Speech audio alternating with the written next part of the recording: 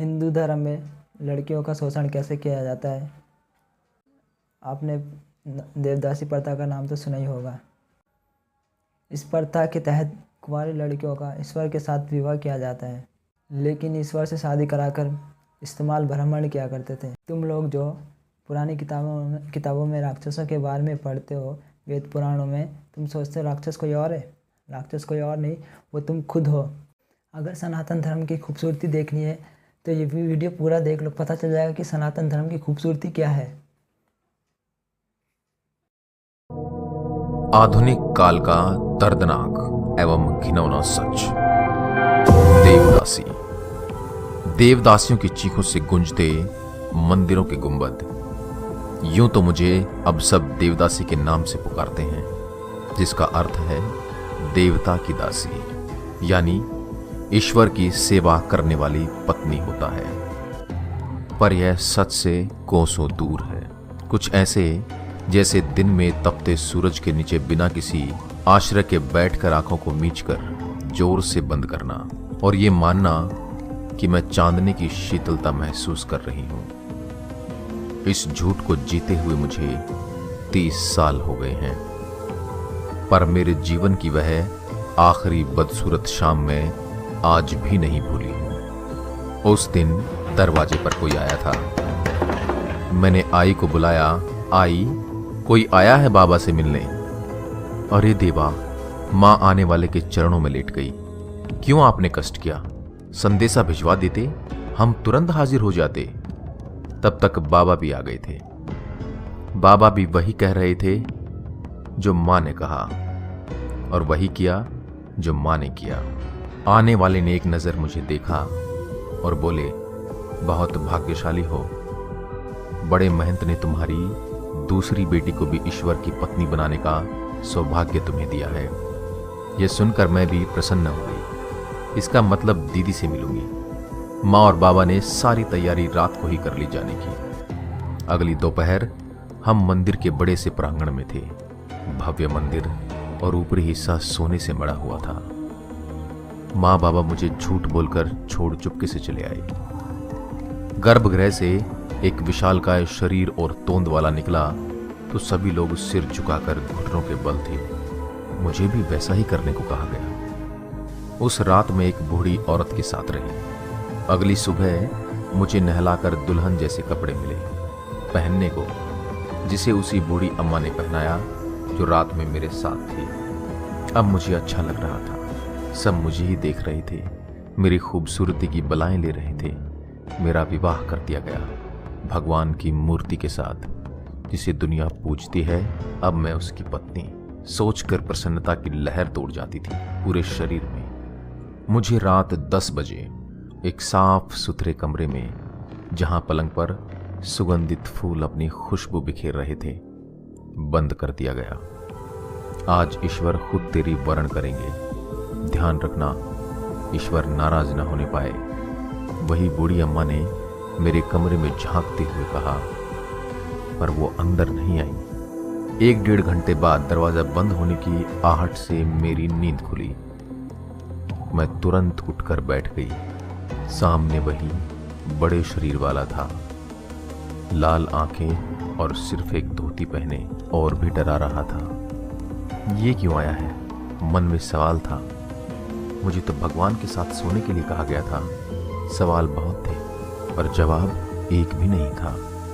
वो सीधा मेरे पास आकर बैठ गया और मैं खुद में सिकुड़ गई। मेरे चेहरे को उठाकर बोला, मैं प्रधान महंत हूं।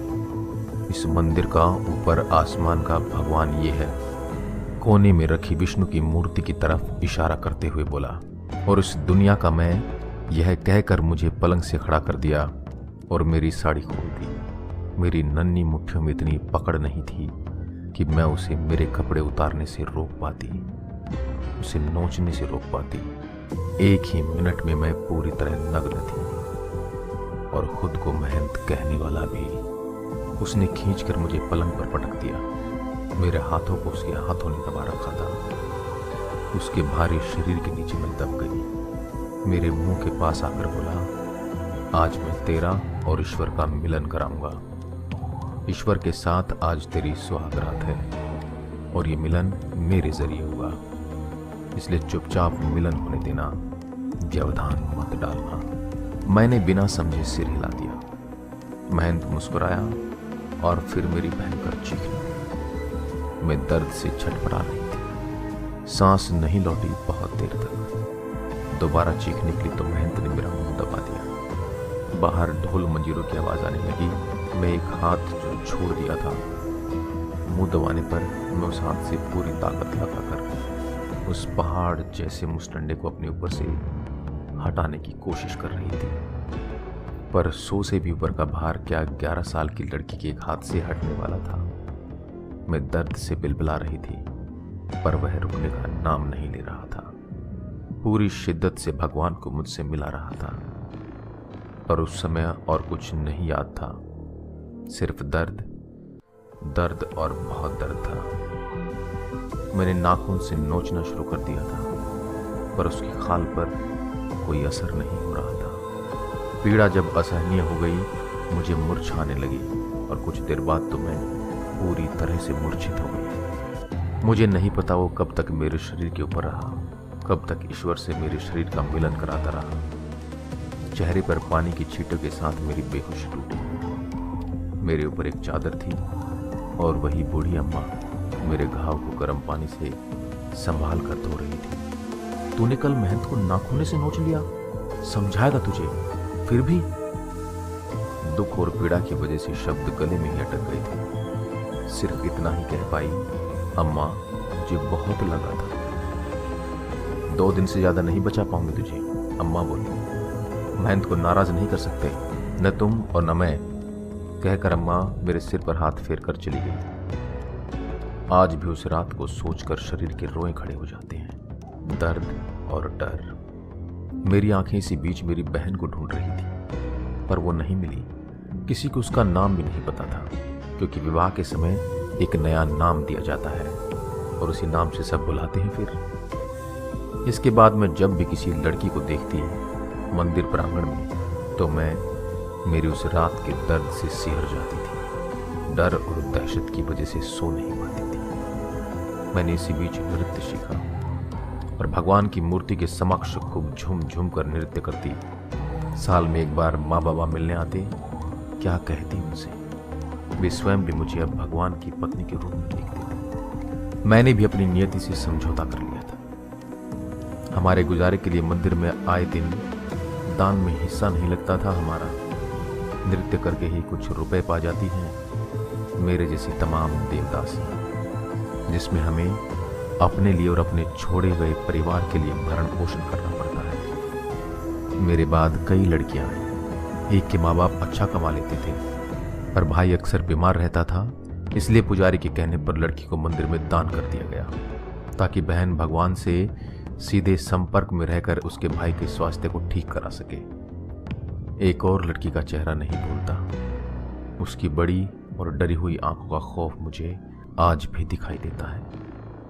मैं जब जब अतीत के पन्ने पलटती हूँ। जिस शाम उसका और महंत के जरिए भगवान से मिलन होना था, बस तभी पहली और आखिरी बार देखा था, फिर कभी नजर नहीं आई। बहुत दिनों बाद मुझे उसी बूढ़ी अम्मा ने बताया था, वो भी किसी को ना बताने की शर्त पर, कि उस रात महंत को उसका ईश्वर से मिलन कराने के बाद नींद आ गई थी, तो वह उसके ऊपर ही सो गई थी और दम घुट जाने से वह मर गई थी। सुनकर 2 दिन तक निवाला नहीं उतरा हलक से। लगा शायद मुझे भी मर जाना चाहिए था उसी दिन, तो रोज न मरना पड़ता। हमें पढ़ने की जरूरत नहीं है, हमें सिर्फ अच्छे से अच्छा नृत्य करना होता था और रात में मेहनत के बाद बाकी पंडों और पुजारियों की हवस को भगवान के नाम पर शांत करना होता था। हमें समय समय पर गर्भ निरोध की गोलियां दी जाती हैं खाने के लिए, ताकि हमारा खूबसूरत शरीर बदसूरत न हो जाए। फिर भी कभी कभी किसी को बच्चा रुक भी जाता था। यदि वह कम उम्र की होती थी तो उसका वहीं मंदिर के पीछे बने कमरे में जबरन गर्भपात करा दिया जाता था। यह गर्भपात किसी दक्ष डॉक्टर के हाथों नहीं, बल्कि किसी आई दाई के हाथ कराया जाता था। किसी किसी के बारे में पता भी नहीं चल पाता था कभी न 3 महीने के ऊपर का समय हो जाने पर गर्भपात न हो पाने की दशा में बच्चों को जन्म देने की इजाजत मिल जाती थी। बच्चा यदि लड़की होती थी तो इस बात की खुशी मनाई जाती थी। मंदिर में शायद उन्हें आने वाली देवदासी दिखाई देती थी। उस मासूम मेरे जैसी एक नहीं हजारों हैं। जब पुरी के प्रभु जगन्नाथ का रथ निकलता है तो मुझ जैसी हजारों की संख्या में देवदासियां होती हैं, जो ईश्वर के एक मंदिर से निकलकर दूसरे मंदिर तक जाने तक बिना रुके नृत्य करती हैं। हम सभी के दर्द एक हैं, सभी के घाव एक जैसे, पर मूक और बधिर जैसे एक दूसरे को देखती हैं। बस मैं उनकी आंखों का दर्द सुन लेती हूँ और वो मेरी आंखों से छलका दर्द बिना कहे समझ लेती है। यहां से निकलने के बाद हमारे पास न तो परिवार होता है, न ही कोई बड़ी धनराशि और न कोई ठोर ठिकाना जहां 2 वक्त की रोटी और सिर छुपाने की जगह मिल जाए। नतीजा, हम एक दलदल से निकलकर दूसरे दलदल में आ जाते हैं। वहां हमारा उपभोग ईश्वर के नाम पर महंत और पंडे करते थे और यहां हर तरह का व्यक्ति हमारा कस्टमर होता है। न वहां सम्मान जैसा कुछ था, न यहां। मुझ जैसी वहां ईश्वर के नाम की वेश्याएं थी, यहां सच की वेश्याएं हैं। यहां पर 100 में से 80 किसी समय देवदासियां ही थी। आज तमाम तरह के एनजीओ हैं, पर किसी भी एनजीओ की वजह से कोई भी लड़की इस नर्क से नहीं निकल पाई। हजारों साल पहले धर्म के नाम पर चलाए गए ये रीति रिवाज शारीरिक शोषण का एक बहाना मात्र था, जिसे भगवान और धर्म के नाम पर मुझ जैसे को जबरन पहना दिया गया। एक ऐसी बेड़ी जिसको पहनने के बाद कभी ना खोली जा सकती है और ना ये कभी तोड़ी जा सकती है।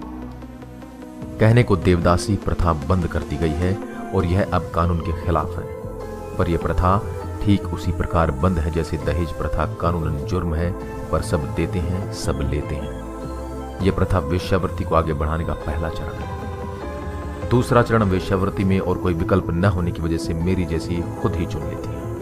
यहां जवानी को स्वाहा करने के बाद बुढ़ापा बेहद कष्टमय है। बुढ़ापा गुजरता है देवदासियों का, 2 वक्त का भोजन तक नसीब नहीं होता।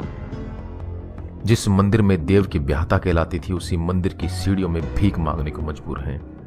पेट की आग सिर्फ रोटी की भाषा समझती है, पर बुजुर्ग देवदासियां एड़िया रगड़कर मरने को लाचार हैं।